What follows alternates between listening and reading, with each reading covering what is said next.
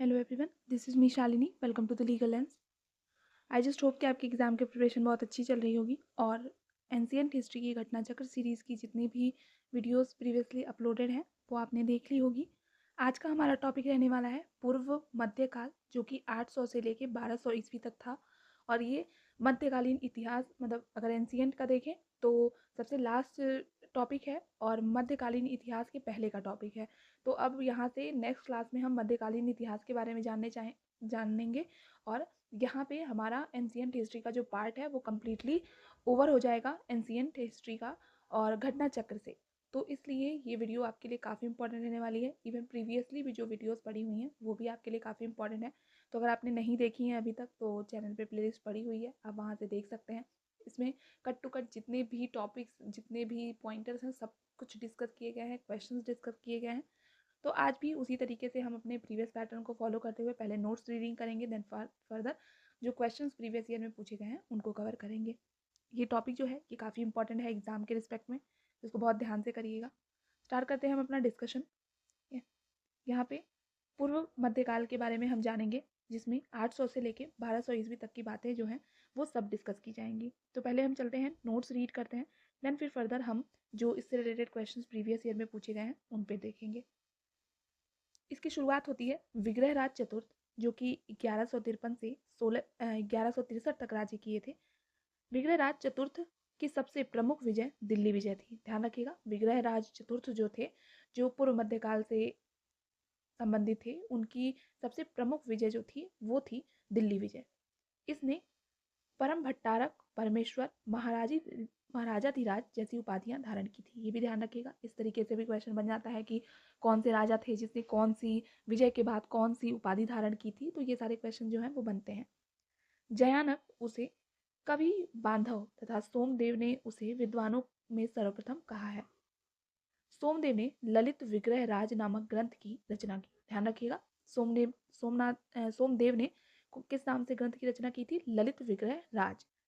अजमेर का शासक पृथ्वीराज तृतीय, जिसका कार्यकाल 1177 से 1192 ईस्वी था, ही पृथ्वीराज चौहान के नाम से प्रसिद्ध है, जिसने 1191 ईस्वी में तराइन के प्रथम युद्ध में मोहम्मद गौरी को पराजित किया था। तो इसको ध्यान रखना है, बार बार पूछा जाता है कि प्रथम युद्ध कब हुआ था, तराइन का प्रथम युद्ध किस वर्ष हुआ था, किसके किसके बीच में हुआ था और किसने किसको पराजित किया था। तो ये ध्यान रखना है। फिर ध्यान रखिएगा कि तराइन का जो द्वितीय युद्ध था वो कब हुआ था? ये हुआ था 1192 में। आगे है, पाल वंश का संस्थापक जो था वो था गोपाल।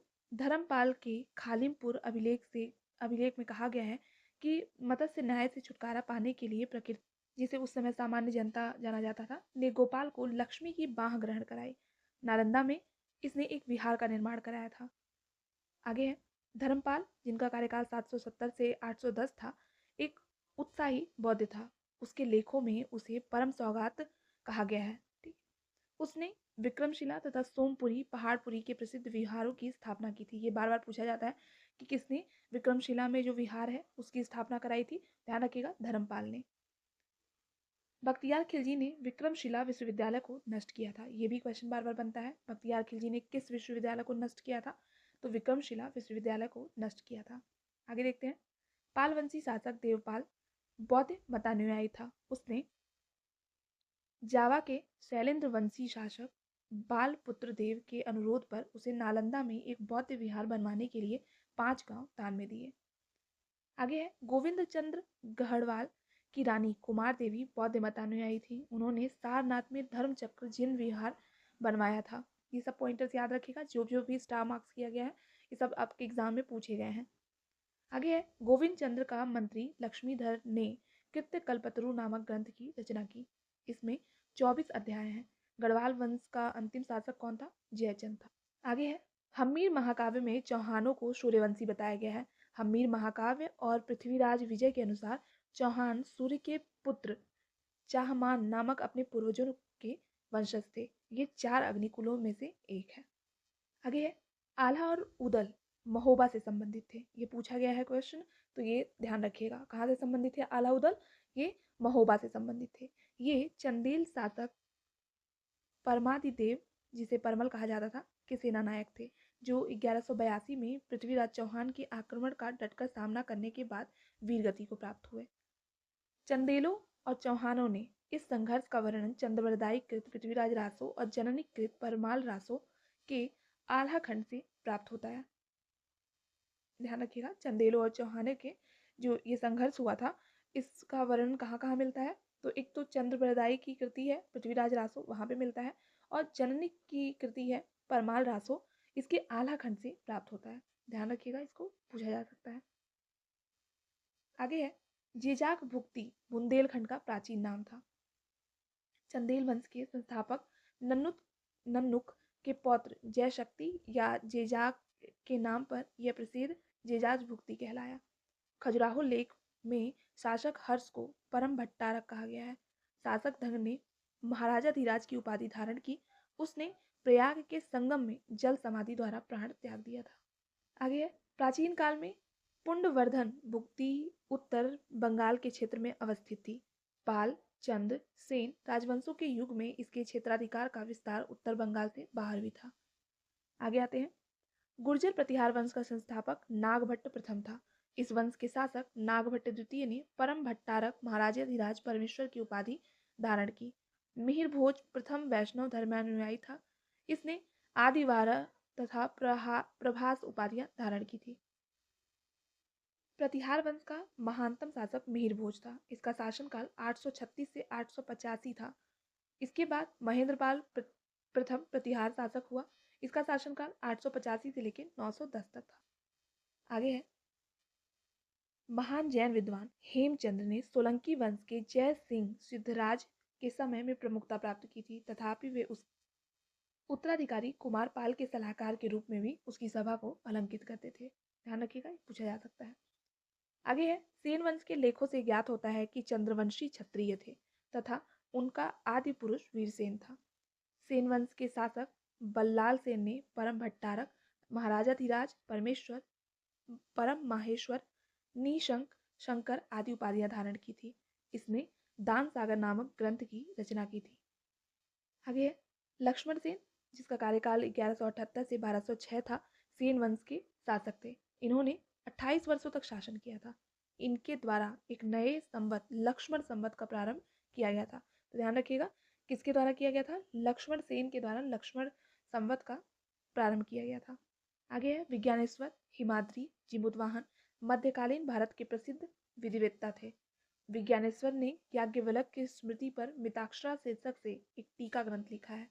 जिमुतवाहन ने दायभागा नामक ग्रंथ की रचना की है। तो ये दोनों रिपीटेडली पूछे जाते हैं और ये आपके हिंदू लॉ के रिस्पेक्ट में भी इंपॉर्टेंट होते हैं, तो वहां से भी पूछा जाता है, तो ध्यान रखिएगा इसको। आगे है हिमाद्री 13वीं शताब्दी में कर्नाटक के विद्वान थे। इन्होंने आयुर्वेद के ग्रंथ अष्टांग हृदय पर टीका लिखी है। ध्यान रखिएगा, अष्टांग हृदय पर टीका किसने लिखी है? हिमाद्री ने। और ये कब से थे? 13वीं शताब्दी से रिलेटेड थे और कर्नाटक से संबंधित थे। इसके अलावा इन्होंने चतुर्वर्ग चिंतामणि नामक पुस्तक लिखी तथा राज्य कार्यों के लिए नियमों पर भी पुस्तक लिखी है। अतः यह भी मध्यकालीन विधिवेत्ता थे। आगे आते हैं राजशेखर गुर्जर प्रतिहार शासक महेंद्र पाल प्रथम और उसके पुत्र महिपाल प्रथम के दरबार में रहते थे। इन्होंने कर्पूर मंजरी, काव्य मीमांसा, विद्याशाल भंजिका, बाल रामायण, भुवन कोश, हर विलास जैसे ग्रंथों की रचना की थी। तो ध्यान रखिएगा, राजशेखर की ये प्रमुख कृतियां हैं कर्पूर मंजरी, काव्य मीमांसा, विद्याशाल भंजिका, बाल रामायण, भुवन कोश, हर विलास, ये सब इनकी प्रमुख रचनाएं हैं। आगे देखते हैं गुजरात का चालुक्य शासक जय सिंह सिद्धराज एक धर्म सहिष्णु शासक था। मुस्लिम लेखक मोहम्मद औफी का कहना है कि खंबात में कुछ मस्जिदों हेतु उसने 1 लाख मुद्राएं दान में दी थी। ठीक है, तो ये ध्यान रखिएगा। परमार शासक वाक्यपति मुंज ने मुंज सागर नामक तालाब बनवाया था। उसने श्रीवल्लभ, पृथ्वीवल्लभ, अमोघ वर्ष आदि उपाधियां धारण की। उसके छोटे भाई सिंधु राज ने कुमार नारायण तथा नव शाहशांक जैसी उपाधियां धारण की। आगे राजा भोज परमार शासक था। ये ध्यान दीजिएगा, ये बार बार पूछा जाता है कि राजा भोज किस वंश से संबंधित थे, तो ये परमार शासक थे। परमारों का पहले शासन केंद्र जो था वो उज्जैन था। तत्पश्चात उन्होंने राजधानी को धार स्थानांतरित कर दिया था। आगे आते हैं राजा भोज ने धार से शासन किया। इनके द्वारा कृत्रिम वैज्ञानिक उपकरणों पर लिखी गई प्रसिद्ध पुस्तक समरांगण सूत्रधार है। ये ध्यान रखिएगा, किसके द्वारा लिखी गई है? ये राजा भोज के द्वारा लिखी गई पुस्तक है। इसका नाम है समरांगण सूत्रधार। ये वास्तुकला से संबंधित ग्रंथ है। इस ग्रंथ में 83 अध्याय हैं। इसके 31वें अध्याय यंत्र विधान में अनेक यंत्रों का वर्णन है। आगे है सरस्वती कंठाभरण, सिद्धांत संग्रह, योग सूत्रवृत्ति, राजमार्तंड, विद्या विनोद, युक्ति, कल्पतरु, चारुचर्या इनकी अन्य विशेष प्रसिद्ध रचनाएं हैं। ध्यान रखिएगा इसको भी। आगे है भोजशाला मंदिर, मध्य प्रदेश के धार जिले में स्थित है। ये बार बार पूछा जाता है, इंपॉर्टेंट पॉइंट है, ध्यान रखिएगा। भोजशाला मंदिर कहाँ पे है? तो ये मध्य प्रदेश के धार जिले में स्थित है। यहाँ पर वाग देवी भगवती सरस्वती देवी अधिष्ठात्री स्थापित है।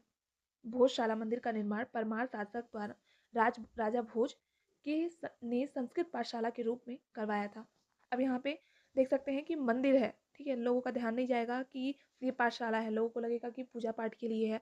तो यहाँ पे ये क्वेश्चन बनता है आपका बार बार कि जो भोजशाला मंदिर का निर्माण कराया था परमार शासक राजा भोज ने, वो किसके रूप में कराया था? तो ध्यान रखिएगा, संस्कृत पाठशाला के रूप में। आगे है अब भोजशाला कमाल मौला मस्जिद परिसर में स्थित है। आगे है गौंडवहो, कन्नौज के राजा यशोवर्मन के राजाश्रित कवि वाकपति की रचना। तो ये था हमारा थियरी पार्ट। अब हम आते हैं जो रिलेटेड क्वेश्चन इस टॉपिक से पूछे गए हैं प्रीवियस एग्जाम्स में, उनको वन बाय वन डील करते हैं। सारे ही क्वेश्चंस को यहाँ पे हम देखने वाले हैं जितने भी प्रीवियस ईयर में पूछे गए हैं। तो वीडियो को लास्ट तक जरूर देखिएगा, it will be helpful for you. पहला क्वेश्चन है निम्नलिखित में से कौन शासक पृथ्वीराज चौहान के नाम से प्रसिद्ध था? ध्यान रखिएगा, पृथ्वीराज तृतीय जो थे वो पृथ्वीराज चौहान के नाम से प्रसिद्ध थे। इनका कंट्रीब्यूशन तराइन के युद्ध में भी आता है, तो इसलिए भी इनके बारे में जानना इंपॉर्टेंट है। यहाँ एक्सप्लेनेशन में भी दिया है। अजमेर का शासक, ध्यान रखिएगा, अजमेर का शासक पृथ्वीराज तृतीय ही पृथ्वीराज चौहान के नाम से प्रसिद्ध है, जिसने 1191 में तराइन के प्रथम युद्ध में मोहम्मद गौरी को पराजित किया था, परंतु 1192 में तराइन के द्वितीय युद्ध में उसकी पराजय हुई थी। नेक्स्ट क्वेश्चन है अजमेर का पराक्रमी चौहान शासक जिसने दिल्ली पर विजय प्राप्त कर उसे अपने साम्राज्य में शामिल कर लिया था, ये था विग्रहराज चतुर्थ। यहाँ चाहें तो आप एक्सप्लेनेशन को भी रीड कर सकते हैं। अजमेर का पराक्रमी चौहान शासक विग्रहराज चतुर्थ ने तोमरों से दिल्ली पर विजय प्राप्त की थी। इसने परम भट्टारक, परमेश्वर, महाराजाधिराज जैसी उपाधियां धारण की थी। ये क्वेश्चन पूछा जाता है, मतलब पूछा ही गया है। आगे है ताम्रपत्र लेख दर्शाते हैं कि प्राचीन काल में बिहार के राजाओं का संपर्क था किससे? जावा सुमात्रा से। ध्यान रखिएगा, यहाँ पे दिया भी है। पालवंशी शासक देवपाल बौद्ध मतानुयायी था। उसने जावा के शैलेंद्र वंशी शासक बालपुत्र देव के अनुरोध पर उसने नालंदा में एक बौद्ध विहार का बनवाने के लिए 5 गांव दान में दिए थे। ये ध्यान रखिएगा, ये पूछा जाता है। आगे आते हैं स्वर्ण भूमि का वह राजा कौन था जिसने नालंदा में एक बौद्ध विहार की स्थापना की तथा उसके रख रखाव हेतु अपने दूत द्वारा देवपाल से 5 गांव दान में देने के लिए प्रार्थना की थी। तो अभी प्रीवियस क्वेश्चन में हमने देखा, यहाँ पे एक्सप्लेनेशन जब पढ़ रहे थे, करेक्ट आंसर है बालपुत्र देव। आगे है गोविंद चंद्र गढ़वाल की एक रानी कुमार देवी ने धर्मचक्र जिन विहार कहाँ पर निर्मित करवाया था? ध्यान रखिएगा, सारनाथ में। और यहाँ पे आप चाहें तो रीड भी कर सकते हैं। आगे आते हैं हम्मीर महाकाव्य में चौहानों को बताया गया है क्या? सूर्यवंशी। यहाँ पे चाहें तो आप एक्सप्लेनेशन को भी रीड कर सकते हैं। हम्मीर महाकाव्य में चौहानों को सूर्यवंशी बताया गया है। हम्मीर महाकाव्य और पृथ्वीराज विजय के अनुसार चौहान सूर्य के पुत्र चाहमान नामक अपने पूर्वज के वंशज थे। ये 4 अग्निकुलों में से एक थे। अब यहाँ पे हमने जब टॉपिक पढ़ रहे थे तो हमने देखा था आल्हा रूदल का संबंध कहाँ से था? महोबा से था। यहाँ चाहे तो आप एक्सप्लेनेशन को भी रीड कर सकते हैं। आगे है पृथ्वीराज रासो के लेखक, तो ये चंद्रबरदाई थे, हमने पहले ही रीड किया था। यहाँ पे चाहें तो आप एक्सप्लेनेशन को भी रीड कर सकते हैं। आगे क्वेश्चन है निम्नलिखित युग्म में से कौन सा एक सही सुमेलित नहीं है? ठीक है, तो यहाँ पे अब्दुल रहमान का बोल रहा है हमीर रासो, तो हमीर रासो के अब्दुल रहमान ना होके सारंगधर थे। ध्यान रखिएगा, जो हमीर रासो रचना थी उसके कौन थे? यहाँ पे भी है सारंगधर जो थे वो उसके रचनाकार थे। चंद्रबरदाई पृथ्वीराज रासो सही है। जगनिक आलाखंड सही है। नरपति नान, बीसल देवरासो सही है। आगे है, निम्नलिखित राजपूत वंशों में से किसने 8वीं शताब्दी में दहली शहर की स्थापना की थी? ध्यान रखिएगा, तोमर। और ये रिपीटेडली आपके एग्जाम में पूछा जाता है, यहाँ से चाहें तो आप, और कभी कभी तोमर शासक का नाम भी पूछ लिया जाता है, तो अनंगपाल, ये भी ध्यान रखना है। आते हैं नेक्स्ट पे, जेजाक भुक्ति प्राचीन नाम था, किसका था? बुंदेलखंड का। आगे है, धंगदेव किस वंश का शासक था? ध्यान रखिएगा, जेजाक भुक्ति के चंदेल। या चाहे तो आप एक्सप्लेनेशन को भी रीड कर सकते हैं, ठीक है। आगे आते हैं, निम्नलिखित शासकों के नाम सही कालानुक्रम संयोजित कर अपना उत्तर नीचे दिए गए कूट के अनुसार दीजिए। तो यहाँ पे करेक्ट जो वो है आपका, ये जो है ये पहले नंबर पे आएंगे, यशोवर्मन, ठीक है। फिर आते हैं धंग, फिर आते हैं विद्याधर, और फिर आते हैं आपके कीर्ति वर्मा। तो ए वाला जो ऑप्शन है वो आपका करेक्ट होगा। पहले यशोवर्मन, फिर धंग, फिर आते हैं आपके विद्याधर, और फिर आते हैं कीर्ति वर्मा। यहाँ से आप एक्सप्लेनेशन में रीड कर सकते हैं। यशोवर्मा का कार्यकाल 930 से 950, फिर धंग 950 से 1002, विद्याधर 1019 से 1029, और कीर्ति वर्मा 1060 से 1100। आगे है, चित्तौड़ के त्रिभुवन नारायण मंदिर को किसने बनवाया था? परमार राजा भोज ने। यहाँ पे चाहें तो आप एक्सप्लेनेशन को भी रीड कर सकते हैं। आगे आता है, पुंड्रवर्धन भुक्ति अवस्थित थी कहाँ पे? उत्तर बंगाल में। यहाँ पे एक्सप्लेनेशन भी दिया है। प्राचीन काल में पुंड्रवर्धन भुक्ति उत्तर बंगाल के क्षेत्र में अवस्थित थी। पाल, चंद्र और सेन राजवंशों के इस युग में किसके क्षेत्राधिकार का विस्तार उत्तर बंगाल से बाहर भी था? आगे है, पाल वंश का संस्थापक गोपाल। आगे है, औदंतपुर शिक्षा केंद्र निम्न में से किस राज्य में अवस्थित था? तो ध्यान रखिएगा, बिहार में। यहाँ पे चाहें तो आप एक्सप्लेनेशन को भी रीड कर सकते हैं। औदंतपुर, जिसे उदनापुर भी कहा जाता है, प्राचीन काल में एक प्रमुख शिक्षा केंद्र था। ये बिहार राज्य में अवस्थित था। इसकी स्थापना पाल वंश के प्रथम शासक गोपाल ने की थी। आगे आते हैं, निम्नलिखित में से किसने सोमपुर महाविहार का निर्माण कराया था? तो ये कराया था धर्मपाल ने। यहाँ पे चाहें तो आप एक्सप्लेनेशन को भी रीड कर सकते हैं। आगे आते हैं,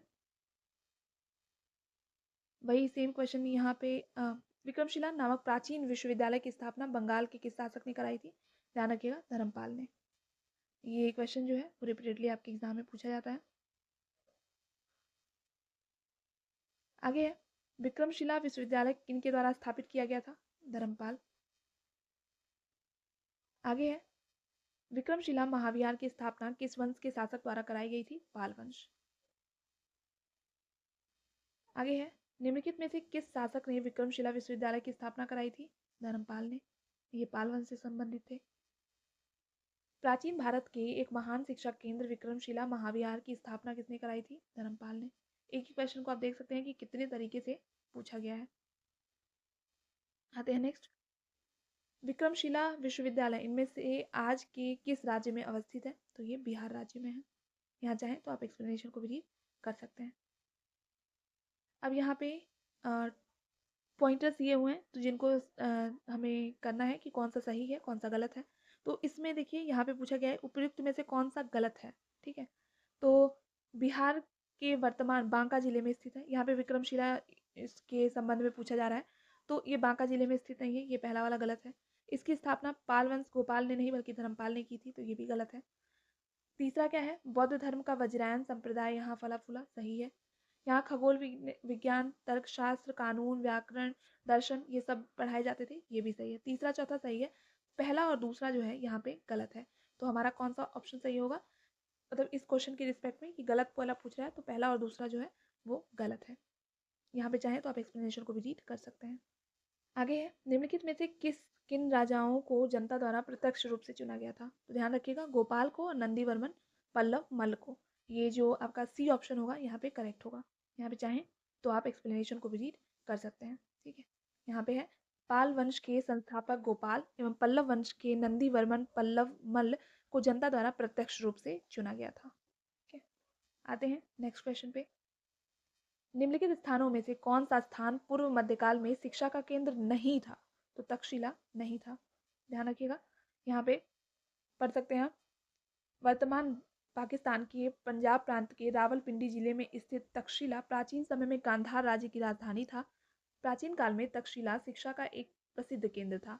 यहाँ अध्ययन के लिए दूर दूर से विद्यार्थी आते थे, जिनमें से राजा और सामान्य जन दोनों ही सम्मिलित थे। आप पूरा ही एक्सप्लेनेशन चाहें तो रीड कर सकते हैं यहाँ से। ठीक है, आते हैं हम नेक्स्ट क्वेश्चन पे। निम्नलिखित में से किसने राष्ट्रकूट साम्राज्य की नींव रखी थी? तो दंती दुर्ग ने रखी थी, ध्यान रखिएगा। यहाँ पे एक्सप्लेनेशन भी है।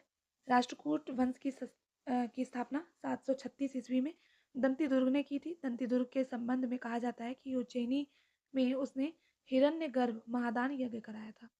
ये भी सेम क्वेश्चन ही पूछा गया है कि हिरण्यगर्भ धार्मिक कार्य किसने कराया था? तो दंती दुर्ग ने कराया था। आगे है, निम्नलिखित में से कौन अपने पिता के अभियानों के क्रम में सैनिक छावनी में पैदा हुआ था? ध्यान रखिएगा, अमोघ वर्ष राष्ट्रकूट वंश का जो था वो छावनी में पैदा हुआ था। आगे है, महानतम प्रतिहार राजा कौन था? मिहिर भोज था। यहाँ चाहें तो आप एक्सप्लेनेशन को भी रीड कर सकते हैं। प्रतिहार वंश का महानतम शासक कौन था? मिहिर भोज था। इसका शासनकाल 836 से 885 माना जाता है। और धर्मपाल पाल वंश का राजा था, जिसका शासनकाल 770 से 810 था। महेंद्रपाल प्रथम, यहाँ पे जितने भी आंसर दिए थे उन सबका दिया है। महेंद्रपाल प्रथम प्रतिहार शासक था। इसका शासनकाल 885 से 910 रहा। और जबकि हर्ष जो था वो पुष्यभूति वंश का था, और इसका शासनकाल जो है वो 606 से लेके 647 तक। आगे है, गुर्जर प्रतिहार शासकों में से किसकी उपाधि आदिवारा थी? ठीक है, तो मिहिर भोज की। नेक्स्ट है, राजा मिहिर भोज के संबंध में कौन सा सही नहीं है? ठीक है, तो यहाँ पे ये पूछ रहा है कि वे नागभट्ट के पुत्र, तो ये नागभट्ट सेकंड के पुत्र नहीं थे, बल्कि रामभद्र के पुत्र थे। ठीक है, ध्यान रखिएगा, रामभद्र के पुत्र थे। इनके साम्राज्य की राजधानी कन्नौज थी, सही है। अरब यात्री अल मसूदी इन्हीं के राजा बौरा का नाम दिया गया है। तो बी ऑप्शन जो होगा ना, कि पहला वाला जो नागभट्ट है के पुत्र थे, ये गलत है, क्योंकि वो रामभद्र के पुत्र। आगे है, निम्नलिखित ऐतिहासिक व्यक्तियों के कालक्रमानुसार संयोजित करिए। ठीक है, तो यहाँ पे ध्यान दीजिएगा कि पहले वत्सराज आए, फिर नागभट्ट द्वितीय, उसके बाद आए महेंद्रपाल, और लास्ट में आए थे महीपाल। ध्यान रखिएगा, इस तरीके से सीक्वेंस है। एक बार एक्सप्लेनेशन को भी रीड कर लेते हैं। तो हमारे यहाँ पे बी ऑप्शन जो होगा वो करेक्ट होगा। और यहाँ पे कालानुक्रम आप देख सकते हैं, पहले वत्सराज जो 775 से लेके 800 तक रहे, फिर नागभट्ट द्वितीय थे जो कि 800 से 833 रहे, महेंद्रपाल प्रथम 885 से 910, और महिपाल अंतिम में 912 से लेके 944। आगे है, निम्नलिखित में से कौन सा शासक गुर्जर प्रतिहार राजवंश से संबंधित नहीं है? ठीक है, यहाँ पे है भरतृभट्ट प्रथम। आगे है, अरब यात्री सुलेमान ने किस प्रतिहार राजा के शासनकाल में भारत की यात्रा की थी? ध्यान रखना है, किसकी की थी? यहाँ पे चाहे तो आप एक्सप्लेनेशन को भी रीड कर सकते हैं, जिसमें दिया है, प्रतिहार शासक मिहिर भोज अथवा भोज प्रथम के शासनकाल में ही अरब यात्री सुलेमान भारत आया था। और सुलेमान के वर्णन से ज्ञात होता है कि भोज ने पश्चिम में अरबों के प्रसार को रोक दिया था। आगे है, महान जैन विद्वान हेमचंद किसकी सभा को अलंकित करते थे? ध्यान रखिएगा, कुमारपाल।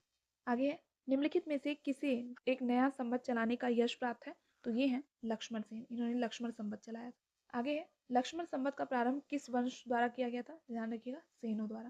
सेनों के शासक लक्ष्मण सेन के द्वारा कराया।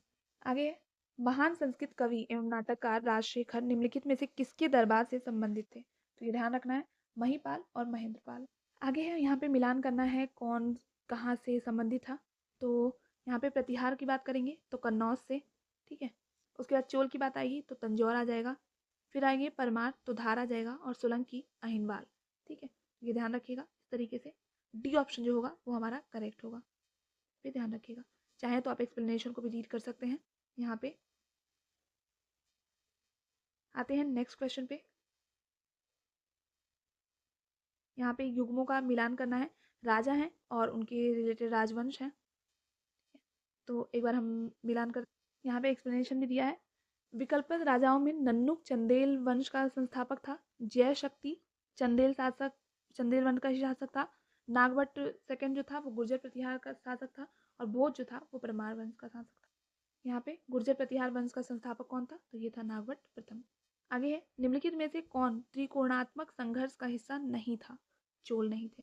आगे है, महोदया किसका पुराना नाम था? तो ये था कन्नौज का। अब यहाँ पे है, पूर्व मध्यकालीन उत्तर प्रदेश के शहर और वर्तमान में उनकी अवस्थिति क्या है? तो ध्यान रखिएगा, ये आ सकता है क्वेश्चन। कुल कैल की बात करें तो वर्तमान में ये अलीगढ़ है। महोत्सव नगर की बात करें, महोबा है। महोदय श्री कन्नौज है और जीजा भुक्ति जो है वो बुंदेलखंड है। सर ये चारों ध्यान रखिएगा, ये पूछा जा सकता है। कोल, अलीगढ़, महोत्सव नगर, महोबा, महोदय श्री कन्नौज और जीजा भुक्ति बुंदेलखंड। आगे है, निम्नलिखित में से किसने खंबात में तोड़ी गई मस्जिद के पुनर्निर्माण के लिए आर्थिक सहायता प्रदान की थी? ये थे जयसिंह सिद्धराज। आगे है, परमार वर्ष का संस्थापक कौन था? तो ये एक्चुअल में जो वो थे उपेंद्र या कृष्णराज। आगे है, राजा भोज ने शासन किया कहाँ पर? धारा पर। यहाँ पे पढ़ भी सकते हैं। राजा भोज परमार वंश का साधक था। परमारों का पहले शासन केंद्र उज्जैन था। तत्पश्चात राजधानी कहाँ पे है? धारा में स्थानांतरित कर दी गई थी। आगे है, निम्नलिखित में से किसने काल्पनिक वैज्ञानिक उपकरणों पर पुस्तक लिखी है? ये है भोज। आगे है, भोजशाला मंदिर की अधिष्ठात्री देवी हैं कौन है? भगवती सरस्वती। आगे है, इनमें से कौन परमार वंश का शासक नहीं था? तो जो गांगेय देव थे वो नहीं थे। ये कौन से वंश से थे? ये कलचुरी वंश से संबंधित थे। आगे है, निम्नलिखित में से किस अरब लेखक ने कलचुरी शासक गांगेय देव और उसकी राजधानी त्रिपुरी का विवरण किया था? तो ये किया था अलबरूनी ने। यहाँ पे चाहें तो आप एक्सप्लेनेशन को भी रीड कर सकते हैं। और ये जो विवरण था इन्होंने किताबुल हिंद नामक पुस्तक में किया था। आगे आते हैं, यहाँ पे प्रसिद्ध स्थान है और उनका क्षेत्र दिया हुआ है। तो ध्यान रखिएगा, बोधगया जो है वो बिहार में है, खजुराहो बुंदेलखंड में है, शिरडी अहमदनगर महाराष्ट्र में है, नासिक जो है वो भी महाराष्ट्र में है और तिरुपति जो है वो रायलसीमा आंध्र प्रदेश में है। आगे है, गोंडवाहों के रचयिता कौन थे? ये थे वाक्यपति। गोंडवाह वह कन्नौज के राजा यशोवर्मन के राजाश्रित कवि वाक्यपति की रचना। आगे है, मध्यकालीन भारत के आर्थिक इतिहास के संदर्भ में शब्द अर्घट्टा किसे निरूपित करता है? ध्यान रखिएगा, भूमि की सिंचाई के लिए प्रयुक्त जल चक्र के लिए। कश्मीर का अकबर के नाम से कौन प्रसिद्ध है? तो ये है सुल्तान जैनुल आबिदीन। आगे है, कर्नाट वंश का संस्थापक कौन था? नान्यदेव। यहाँ पे चाहें तो आप एक्सप्लेनेशन को भी रीड कर सकते हैं। कर्नाट वंश के संस्थापक नान्यदेव थे। वे एक महान योद्धा। नान्यदेव ने कर्नाट की राजधानी सिमरावगढ़ को बनाया था और कर्नाट वंश का शासनकाल 1097 से 1324 तक मिथिला का स्वर्णयुग कहलाता है। आगे है, कर्नाट वंश का अंतिम शासक कौन था? ये था हरि सिंह। यहाँ चाहें तो आप एक्सप्लेनेशन को भी रीड कर सकते हैं। और ये कला और साहित्य का महान संरक्षक था। आगे है, कुरुशपाल शिलालेख में किस राजा के बारे में जानकारी मिलती है? ये मिलती है सोमेश्वर प्रथम के बारे में। यहाँ पे छत्तीसगढ़ के बस्तर जिले में कुरुशपाल गांव में सोमेश्वर प्रथम का एक शिलालेख प्राप्त हुआ है। संस्कृत भाषा में रचित यह अभिलेख 39 पंक्तियों का है। इसमें सोमेश्वर द्वारा ग्राम दान का विवरण प्राप्त होता है। तो ये थे सारे क्वेश्चन जो पूर्व मध्यकालीन इतिहास से संबंधित थे और हमने थियरी पार्ट को भी कवर कर लिया है। यहाँ पे हमारा एंशिएंट हिस्ट्री घटना चक्र से पूरी तरीके से कंप्लीट हो चुका है। कोई भी पॉइंटर ऐसा नहीं है जो एग्जाम के रिस्पेक्ट से आपका छूटा है। आप वीडियो को 1 से 2 बार देखेंगे तो आपको सारी चीज़ें माइंड में रिटेन हो जाएंगी। आज के लिए बस इतना ही। अगली क्लास से हम मध्यकालीन भारत का जो इतिहास है उससे स्टार्ट करेंगे और वो काफ़ी इंपॉर्टेंट रोल प्ले करता है आपके हर एग्जाम में ही लगभग। तो लास्ट तक बने रहिएगा जब तक ये सीरीज़ पूरी चल रही है। आगे भी बहुत ही हेल्पफुल वीडियोस आपके लिए आने वाली हैं। तो आज के लिए बस इतना ही। नेक्स्ट वीडियो में मिलते हैं अनदर टॉपिक के साथ। तब तक के लिए keep learning, keep shining, all the best, thank you.